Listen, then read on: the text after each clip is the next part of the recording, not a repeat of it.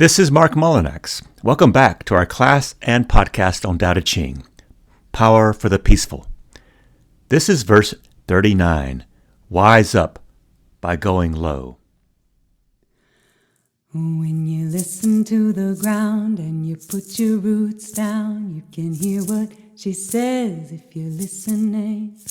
When you listen to the ground and you put your roots down, you can hear what she says if you're listening. The sweet sound of the river as she moves over the stones. The same song that the blood in your body sings as it weaves around your bones. When you're listening, are you listening? Humility is the Taoist way to avoid premature death. To be at the world's front is to expose oneself, to render oneself vulnerable to the world's destructive forces, while to remain behind and to be humble is to allow oneself time to fully ripen and bear fruit. This is a treasure whose secret spring is the fear of losing one's life before one's time. This fear of death, out of a love for life, is indeed the key to Taoist wisdom. Ellen M. Chen, The Tao Te Ching, a new translation with commentary. Today's reader is Stan Wilson, who describes himself this way. I'm Stan Wilson. I am a pastor. I'm the co-pastor of the Circle of Mercy congregation in Asheville, North Carolina. I'm also working with an organization called Raw Tools South, and we turn guns into garden tools. Two things to begin with. Humility is the underlying theme of today's verse. It's later identified in Tao Te Ching as one of the three treasures. One key verse here is number 67, the one that I entitle The Three Virtues. And it reads in part like this. I have only three virtues by which I steer. First, unconditional mercy. Second, simplicity of wants. Third, humility. Practitioners of mercy are fearless. Practitioners of simplicity are generous. And practitioners of humility are natural leaders of all. Practice these to perfect one's potential and persist. Humility is a frequent theme in Taoism and Tao Te Ching. Humility, from the Latin humus, signifying the point at which compost becomes earth, is English's etymological source for humane, humanity, human, and humbled, all of which signal low places because, well, we come from the earth and we return to the earth. Earth to earth, ash to ash, dust to dust. Verse 22 speaks about the leadership by humility of the Taoist sage. Verse 28 speaks about joining one's virtue of splendor with humility to become heaven's womb. That is, the person rooted with their humus, that is, rooted within their natural humility, is someone taken, like every person is, taken from dirt. You know, that stuff we walk around all day on, but rarely give a second thought to. But to belittle, or to think less of someone, or think of someone as less than, is nothing less than getting disconnected from one's roots, and even losing one's basic humanity. For the practice of humility is antecedent practice to being compassionate. That is, humility first, then compassionate second. Let me repeat that. The practice of humility is rooted in our earthly nature, and when it grows into compassion. Taking less thought for oneself means thinking of oneself less often. Through Tao Te Ching, all the greatness and power and virtue of Tao flows through how open we are to our natural-born humility. I guess our homework is discovering ourselves how to keep that door wide open, without fanfare, without calling attention to it, of course. Now, there are about 200 billion galaxies in the observable universe, more than 25 for each person alive now, based on an 8 billion population. And each galaxy has at least 100 billion suns. In our galaxy, the Milky Way, there are about 400 billion suns, or more than 50 suns for each person alive now. Some of these suns are more than 100 times larger than ours. Traveling at the speed of light, it takes 13.2 billion years to get from here to the, as far as we know, furthest away galaxy. And yet, as Anatole France says, and I quote, "It is possible that our millions of suns make up altogether but a speck and a minute insect in a world vast beyond our ability to imagine, which is in some other world no more than a speck of dust." Unquote. To consider the universe is always humbling, right? Why are we not more humble? Why is humility hard? As a 1980 country song by Mac Davis sings it, "Oh Lord, it's hard to be humble when you're perfect in every way. I can't wait to look in the mirror, 'cause I get better looking each day. To know me is to love me. I must be a hell of a man. Oh Lord, it's hard to be humble, but I'm doing the best I can." Today we link plenty with humility. In Taoism, everything is already plentiful. There's no shortage, no scarcity in Tao. No need to spend ego energy to aggregate or to collect more power or more things. For humility is the acceptance of our situations without that ever-present tug or call by society to, do more, or be more, or even be all you can be. No, what if you're already sufficient? A humble person knows this and has no need to exert ego energy to be anything or anyone else, or anywhere else for that matter.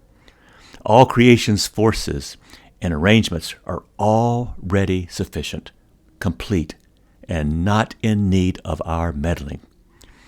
Of course, I'm not talking about being nonchalant about disease and floods and earthquakes. The correctly meditating mind is not cruising about, though, not looking for more, but that mind is alert, working, and sensitive to what already is, not imagining what is not. Well, we've given some context to the quality of humility. Here is our verse 39, as read by Stan. Verse 39, Meditation on Humility. The One provided these benefits a long time ago. Each beneficiary points uniquely to the One in its natural way. Heaven's benefits were transparency and purity. Earth's benefits were stability and peace. To the spiritual was given divine power. Valley's benefit was abundance. All created things' benefit was life force itself. Ruler's benefit was the ability for Tao to flow through their ruling and so keep everything balanced. Without its transparency and purity, I fear heaven would split apart. Without its stability and peace, I fear earth would crumble. Without divine power, I fear the spiritual would wither. Without their abundance, I fear valleys would dry out. Without its life force, I fear creation would go extinct. Without Tao's wisdom permeating their ruling, I fear rulers too would come to a bad end. Can you see how greatness is rooted in subtleness, and how every lofty thing has its source in the lowly? Is this not why true rulers feel themselves helpless and orphaned whenever they connect with their humble subjects? Similarly, there is no carriage without its unsung parts, such as wheel, harness, and axle. Rather than wearing jingling trinkets of jade, be unbreakable stone. So here we are, reintroduced to the power of humility. Humility is not a value that is in vogue in our modern world. You have probably seen t-shirts with phrases like, "My love language is me, myself, and mine." Or the one I saw just last week, "I am the center of the universe." We can trace some of this to the self-esteem movements, which depend upon us focusing on those times when we were told that esteeming ourselves poorly was a source of everything, from truancy to bad grades to bad relationships. So it's no great insight to say that we, Americans or moderns, tend to think very highly of ourselves. But today's verse on the idea of humility, we're going to get some very different ideas. In verse 67, humility will be the product of a 6-character verse that means, literally, not daring or presuming to be first in the world. But in this verse 39, there's just a single word, Ching.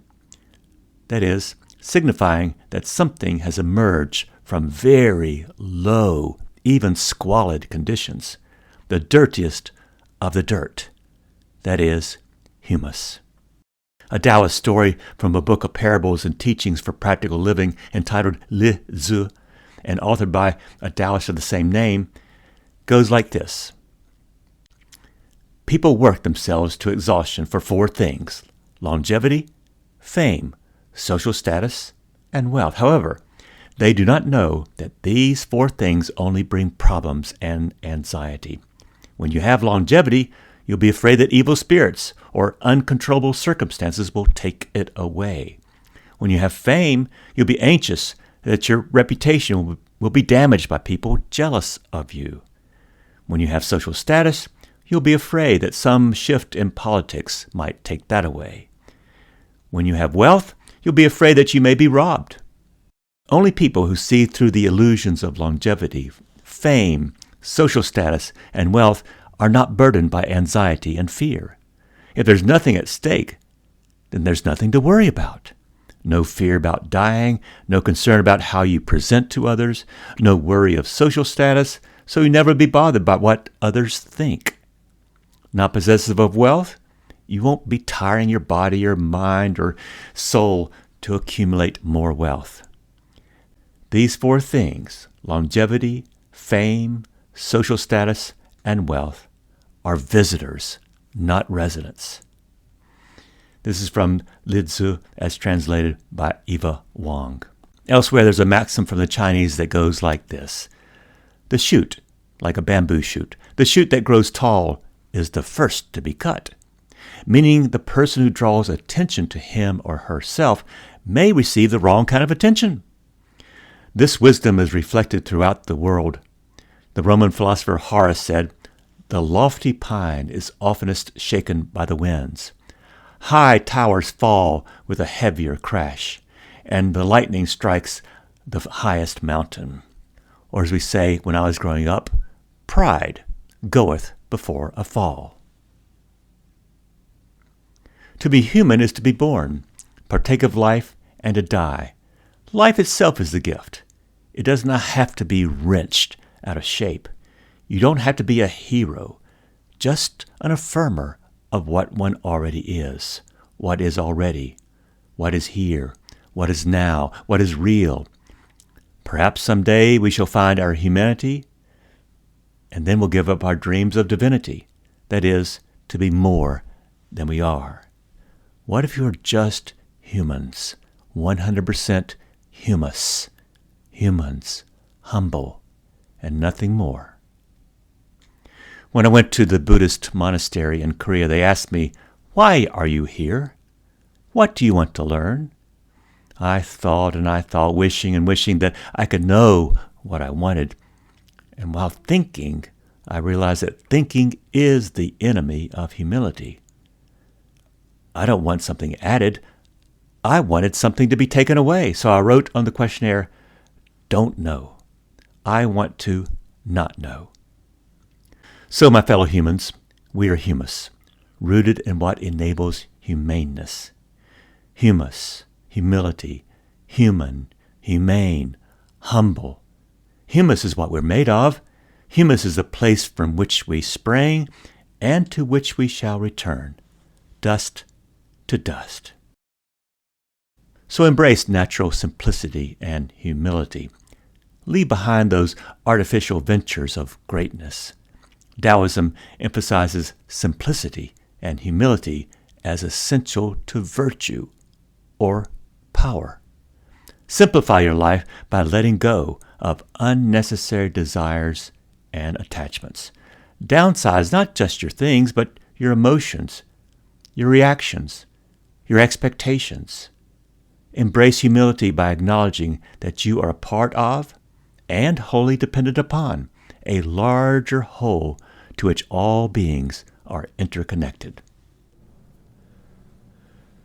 Pursuing knowledge, your routine is multiplication. Pursuing Tao, it is subtraction. Prune, lose, diminish. Keep subtracting until there is no doer, no pursuing. Verse 48, Tao Te Ching.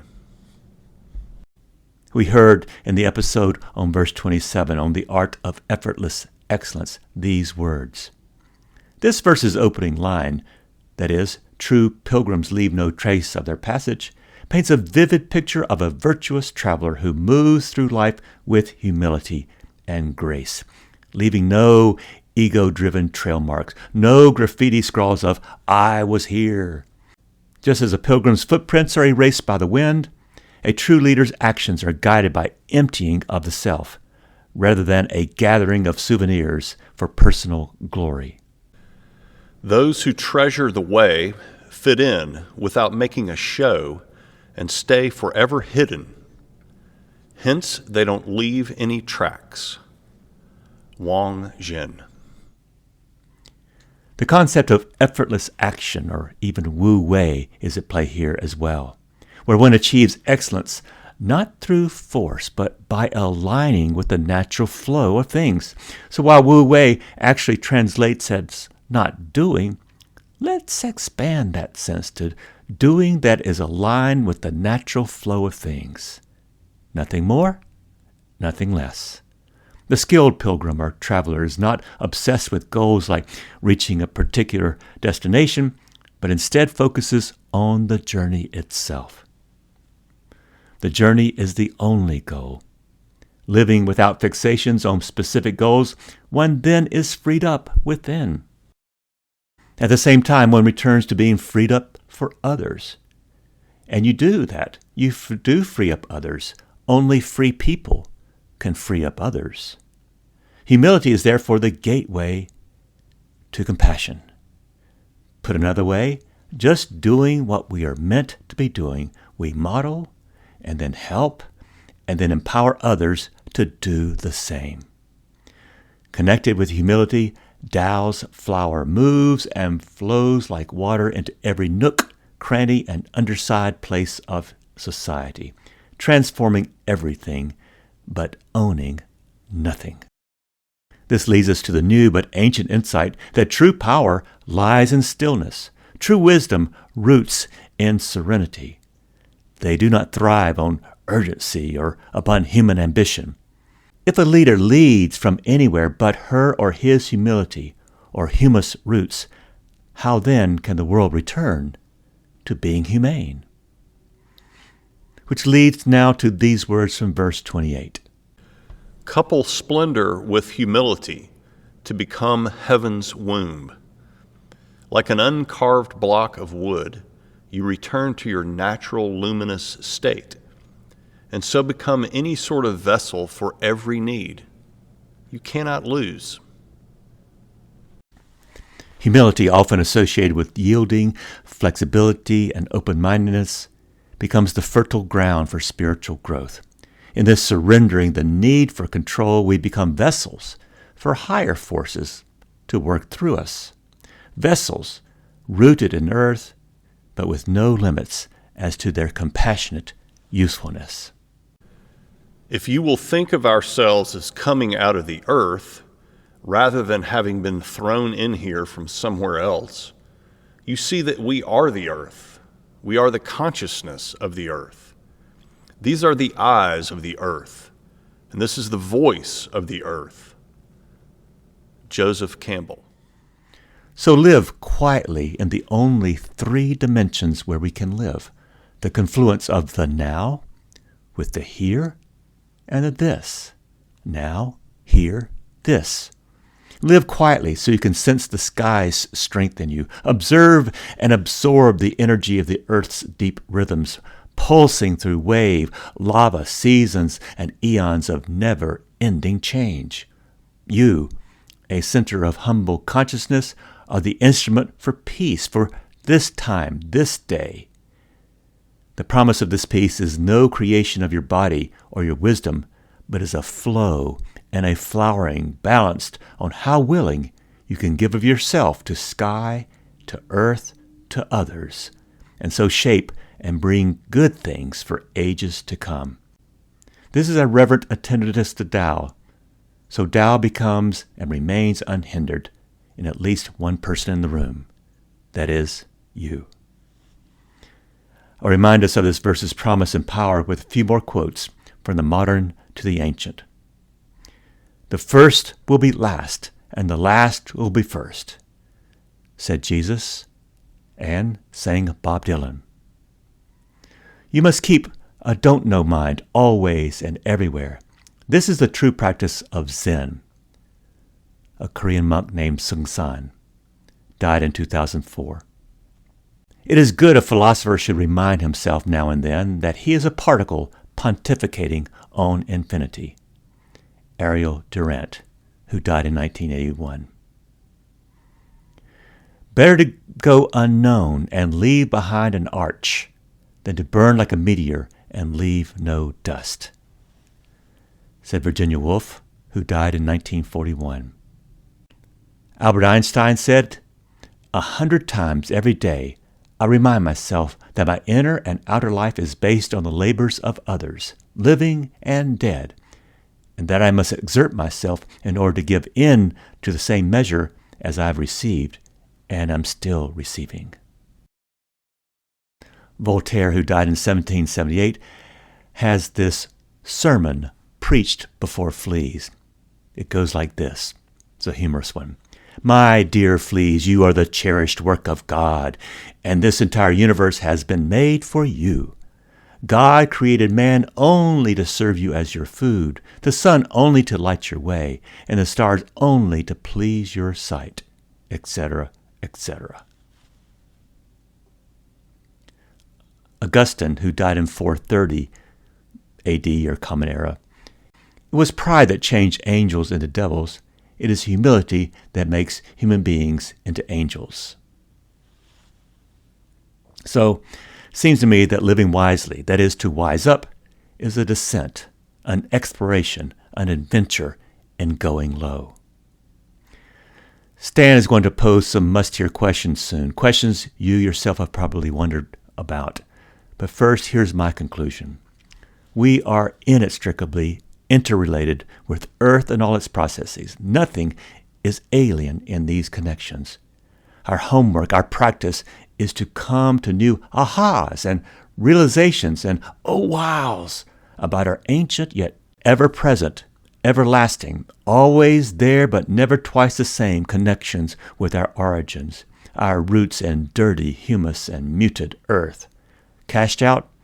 There is nothing we can do to sever these connections. No, not one. Nor is there not doing on our part that can weaken these connections. No, again, not one. Each thing, each life, each being emerges from the ground and returns to it. Grounded, thus, get it? We were all kin before we were even born. And the earth to which we return ensures that we shall return to this kinship upon death. Seems like our life is better the more we remember our connections, and made worse by forgetting them. Humus, humility, human, humanity, humble, and maybe even humor. All we have to do is relax into a smile, and with a laugh or a cackle or chuckle, we remember our source in the magnificence of mud from which we make pottery. So connect up again. Can you see how greatness is rooted in subtleness, and how every lofty thing has its source in the lowly? Let's come back down to earth now before it's too late. Humans are meant to be humble. Tao is origin of all. Tao is the destiny of all. Seems like humility is the way, get it? The Tao for living in the meantime. And now Stan has some questions for us all to consider.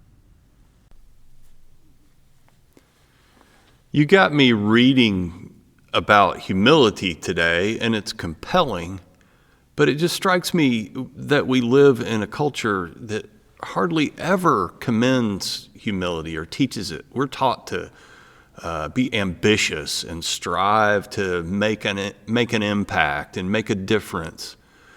So I just wonder,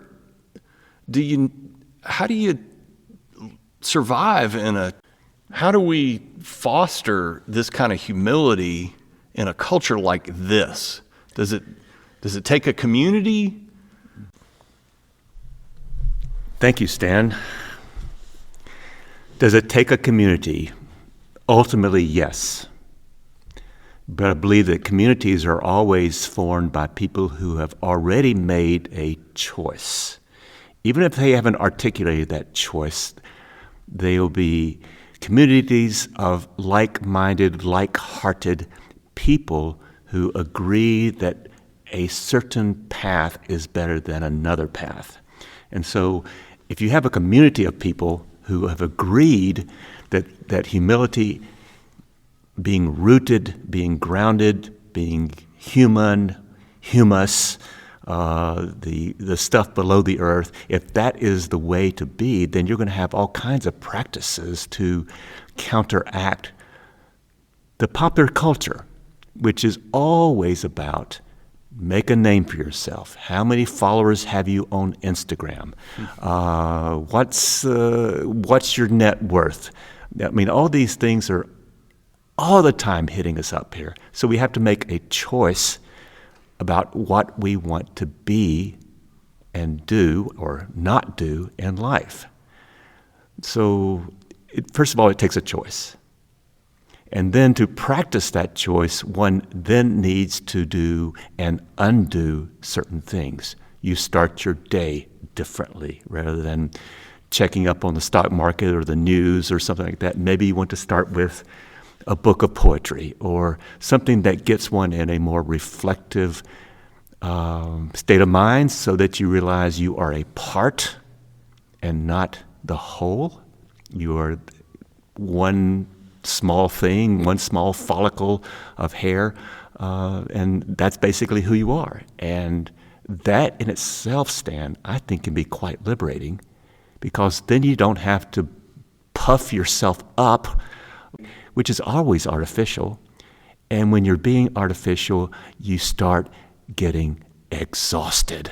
You start burning out. So the kind of humility I think Tao is talking about is what we already are, the kind of place where we already are. We're already rooted. We're already human, humus. We're already rooted in the ground, rooted in Tao. So don't forget that, because when you don't forget that, then you live a life of difference in which you don't have to always project yourself into something and have your way, and therefore someone else does not get their voice heard.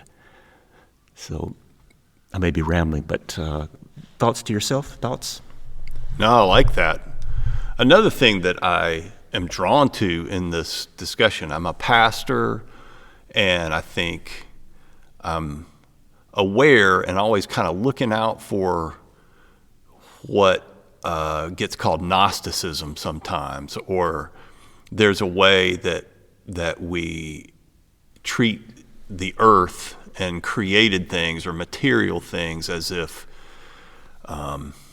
they're bad, and that what counts is a kind of spirituality or a kind of knowledge, and that all these material things are going to pass away, and you wind up being all spiritual and not very earthy.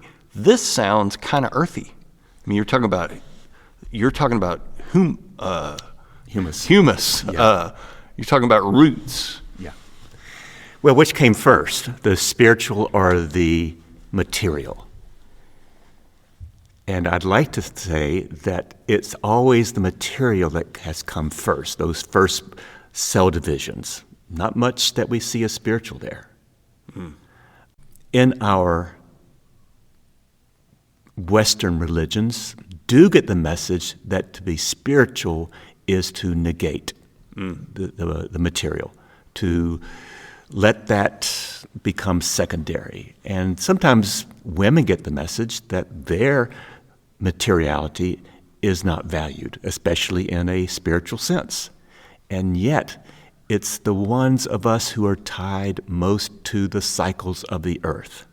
They're probably the most, well, to use a Taoist word, grounded, rooted. And from that rooting, as Native Americans can talk about, or as shamans can talk about, from that rooting, then we get all the spirituality we can handle, because we realize that we are in a reciprocal relationship with all that is material. And that itself is a spiritual understanding, that our relationship with the material is important and it yields certain things. The food you ate this morning, the food you ate last night, the housing, the clothing, these things have an original life in the earth, in the material. And we can forget that conveniently in our privilege by thinking that, oh, I'm just going to be spiritual today and be above all the material mess. You cannot divide it out. You cannot say, oh, right now I'm spiritual, and tomorrow I'll be more earthy. You're always both. Yeah. Always both. So what about heaven? I noticed that word gets used a time or two. Christians pray for on earth as in heaven. I think it's important to keep those two together. Those aren't separated. But how does heaven work? How does that word work in Tao? Taoism, the word for heaven is the word for great, which is picture a person, arms outstretched, legs outstretched, and your arms are parallel to the earth. And then heaven has one more line above where the head is, also parallel with your arms. And that is heaven, in which you and the sky are aligned. And heaven is not a spiritual address like in some Western religions. It is a principle that one is aligned with or not. Have you forgotten heaven, that you are, part of the sky? Because your head is actually in the sky, Do you realize that you are part of that, or have you forgotten it? So heaven is this principle. It's a principle. The same word is used in Confucianism as well as Taoism to have this kind of alignment with all that there is. So I'm kind of fond of it. One definition of heaven as a dimension of reality where God's reign is fully realized. Is that consistent? Yes, because in Taoism, if you are fully realized, that is, you are truly humbled, then you know that you are already originally connected with all there is, and that includes heaven. There's no distinction between you and heaven. It's already inborn, already within. If a Christian were to say it, original blessing. And the job of the Taoist and this podcast is to remind us that is our spiritual and material estate. That's who we are. And if we forget or reject or somehow make it secondary, then we are not going to have any of the benefits of Tao because we've forgotten, through our privilege maybe, we've forgotten what we are, who we are in our original essence. Thank you. Anything else? How do we do? We could go on. One more? Yeah, I mean, I've done a few funerals, and I find them to be strangely beautiful, hopeful moments. The one moment that always kind of bugs me is when somebody looks at the deceased and says, well, they're not here anymore. They're in another place. They're in a better place. And that always deflates me. I feel like we're missing something there. Very good observation, and it bugs the heck out of me as well, because they are, in a sense, dead, medically speaking, but they're still alive in memory, in influence. They are still part of who we are. I'm talking about parents who may have died. You're still living out the teachings they gave you. So how could you call something totally dead and they're not here? No. Most religions in the world, most of them, would agree that dead are not dead.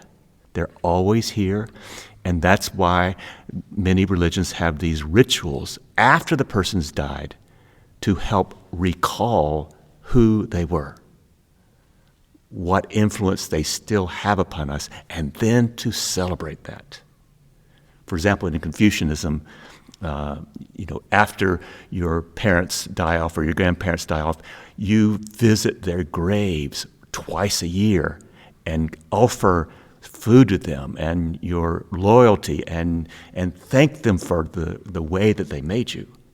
In Taoism, there's none of this sense that death is the final word. Nothing like that. Yeah, thanks. That's all. This is all mysterious stuff, of course, but I do find that she's not here, she's gone on to a greater place or a better place. That seems to kind of insult the place where we are and gets at some of that Gnosticism that I worry about, and I think we ought to worry about. Thank you very much. I think we'll make a Taoist of you yet, Stan. All right. Appreciate it so much. Thank you so much for being a part of our podcast this week. Thanks for bringing the good news. The podcast is an original labor of love, designed and written and co-produced by many whose central idea is that Tao Te Ching remains good news for today. Tao still speaks. Thank you, Stan Wilson, for your readings and your questions. Audrey Davis, thank you, our artist. Molly Hartwell, our singer, sings her song, Put Your Roots Down, thank you. Fortress Press holds the copyright for quotations from my Tao Te Ching translation. Thanks to you for your attendance in this class on Taoism. May your days begin rooted in Earth's peace and grow the fruits of radical hope. When you're listening, are you listening?